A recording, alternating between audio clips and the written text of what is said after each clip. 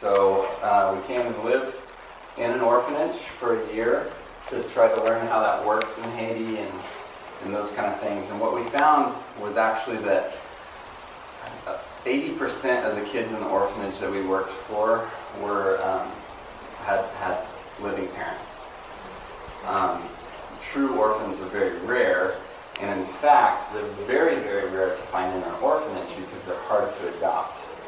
The Haitian government looks at it like if a child shows up in a court to be adopted and there's no birth certificate, there's no relinquishment papers, the things that a parent would have but an orphan child would not have, then it's more potentially possible that that child was abducted, or that there's like a child slave trade or child trafficking going on.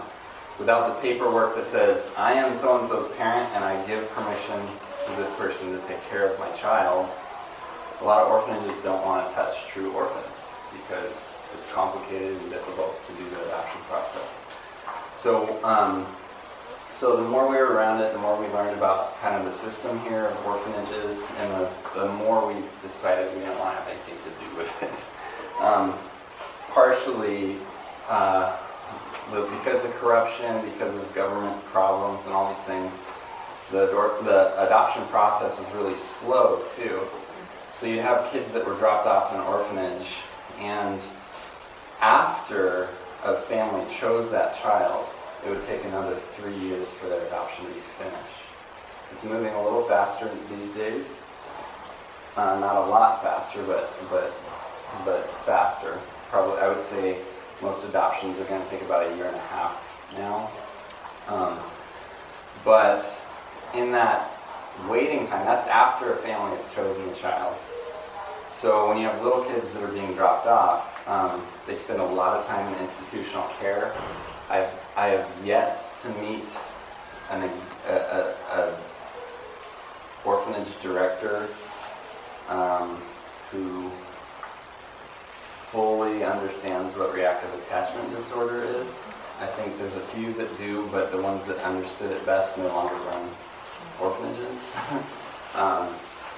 But what's reactive attachment disorder? Reactive attachment disorder is when you have, let me just turn that on silent because that won't stop. Reactive attachment disorder is like when mama has a baby in arms and she's holding the baby and she looks in the baby's eyes. Naturally, a couple things are happening. There's a bond forming. Every time the child needs food, there's one person providing it. God's away. And there's every time the child needs comfort, there's one person providing it. And you form a first bond. And if you don't form a first bond with the primary person, then it's you have not learned how to do that.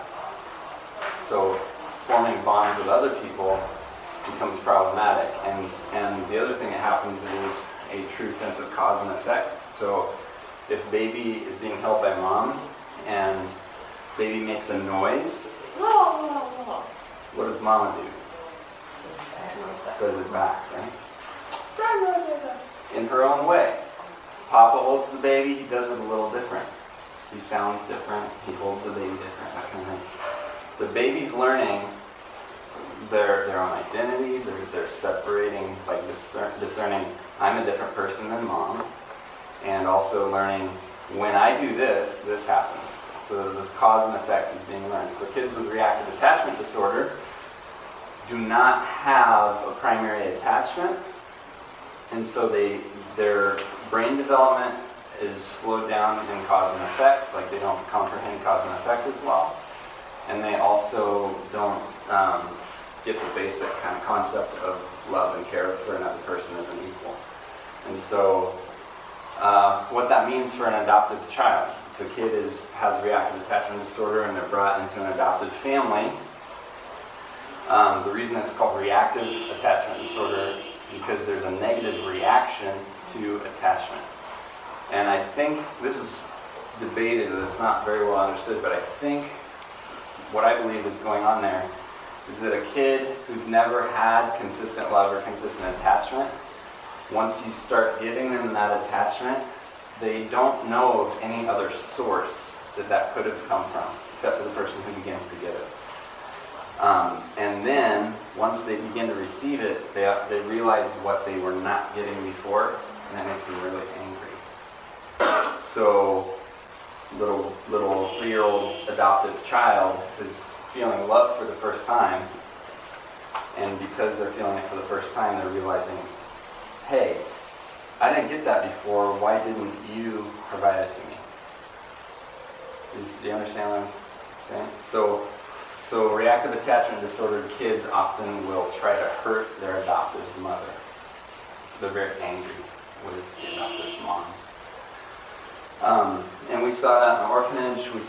We saw that a lot in Haiti because of the adoption process being so long, and also because the orphanage practices were such that one person is or a group of nannies is often providing care for a bunch of different kids, so they never form a primary attachment. They don't have a consistent one-on-one person, like a mom that's teaching them to be attached. So if you visit an orphanage while you're here, if you go to an orphanage, there will be kids that see you and run up and hug you really quick. Those are usually reactive attachment disordered kids, because that's not normal.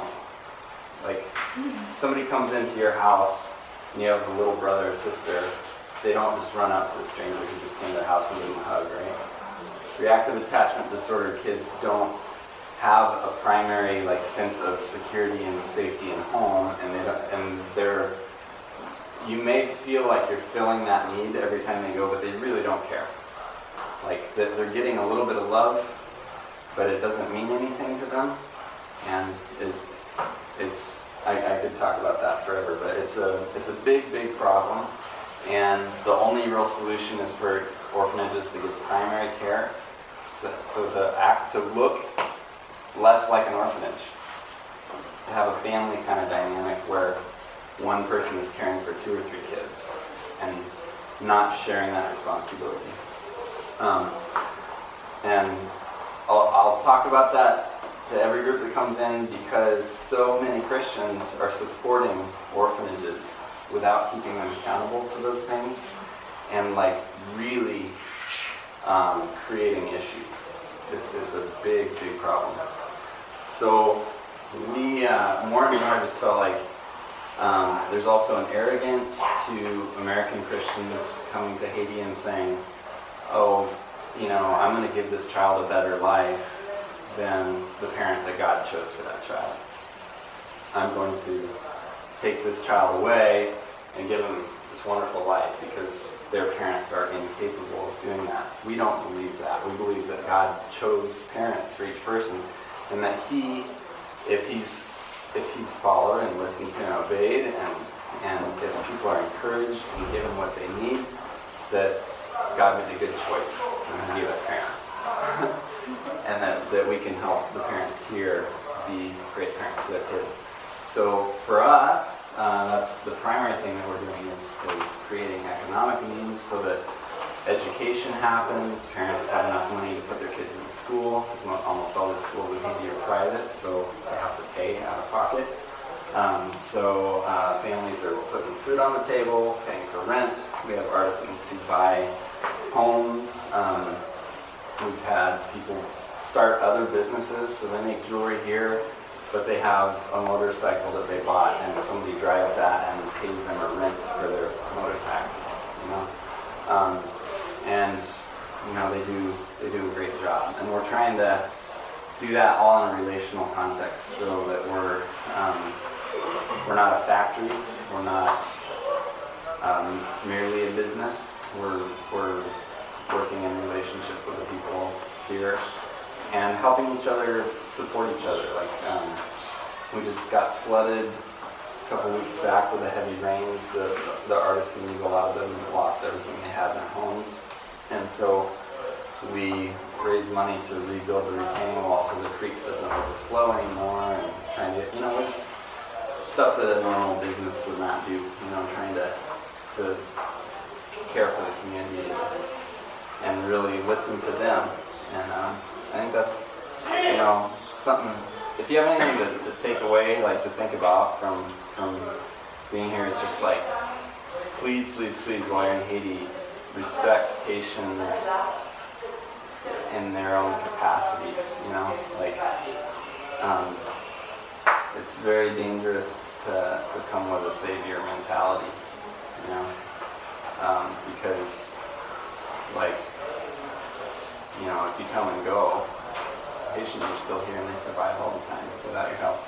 And so what you have to offer is relatively small, but if you can give them a sense of their own capacity, their own assets. I could put it really quick this way, and then I'll be done and let you guys go shopping. But if somebody comes to you and says, "Wow, you are so poor. You're lacking this and this and this and this. Let me help you." It generally will create the sense of dependency and of reserve. I'm done. I'm not going to try anymore. And I maybe I didn't even know I was lacking all these things before. But now I've got a poverty mindset because I'm going, oh, I'm really missing out on all this stuff that this person's telling me about, and I really need them to help me. Whereas if you come and say, wow, you are so good at this, and you over there, you're so good at this, and you have this really nice bike, and you have a great cooking ability, and you know all these things, and then after affirming and building people up, and giving them a thankful, gratitude attitude, rather than a poverty attitude, then say, by the way, there's some needs in the community. How are we going to use what we are so great at and the capacities that we have to help each other out? It changes things. Whereas the other one, you leave and they feel dependent and poor. More poor than before you showed up. So I just would encourage you, notice the great things, encourage them, lift those great things up. And pray about the poverty, figure out ways to help it on the side, but not in a way that makes people feel the weight of it more, So that's what we're trying to do. We're trying to increase capacity and help people kind of find their own dignity and so that they become contributors to changing their community. Right? Real quick, before yeah. we go shopping, I think Carl said that you guys are doing some house building too and stuff. Can you just talk a little bit more about that? And Yeah.